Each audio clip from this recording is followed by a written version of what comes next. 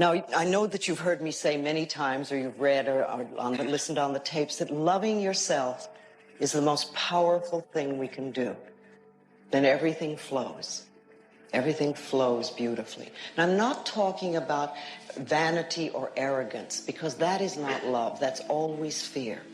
I'm talking about just really respecting and appreciating this incredible, magnificent being that we are.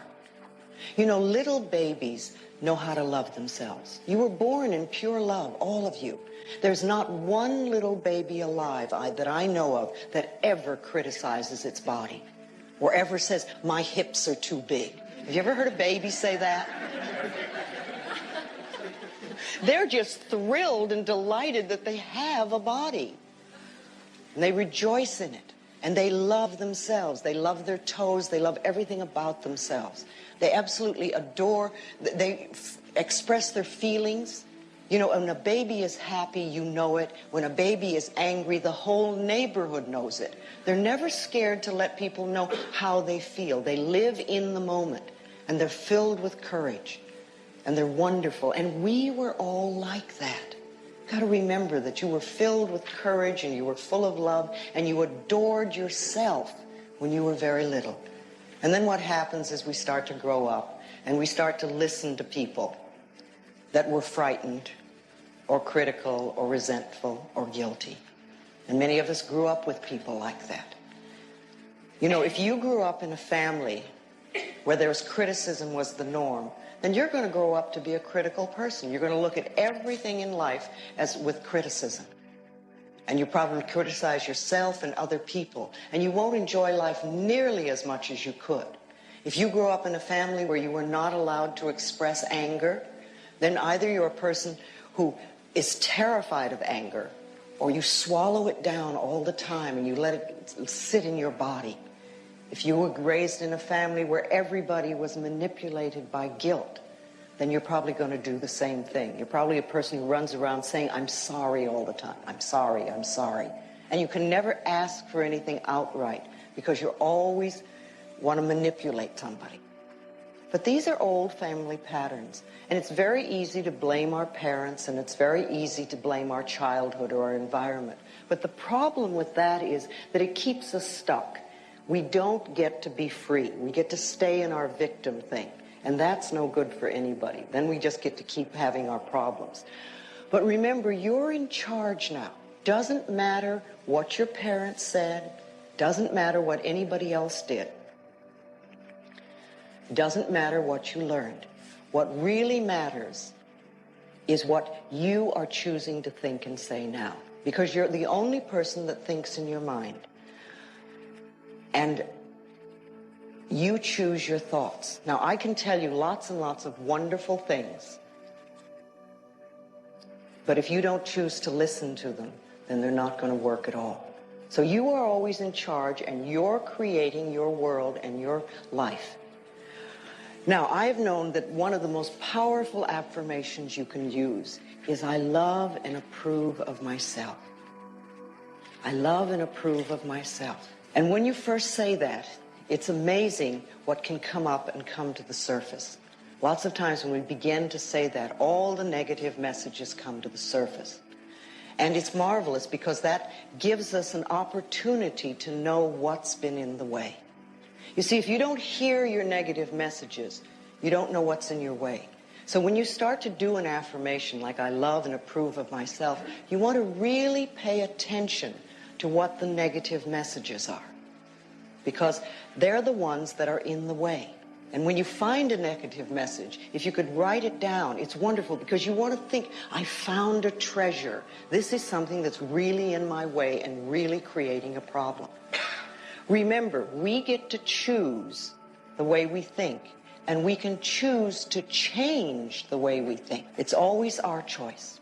Now, what I'd like you to do right now is take out those little mirrors that you have. I know everybody has a little mirror.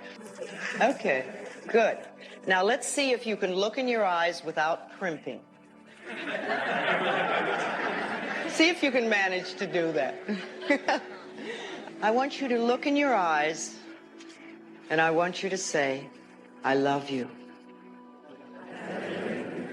I love and approve of you exactly as you are.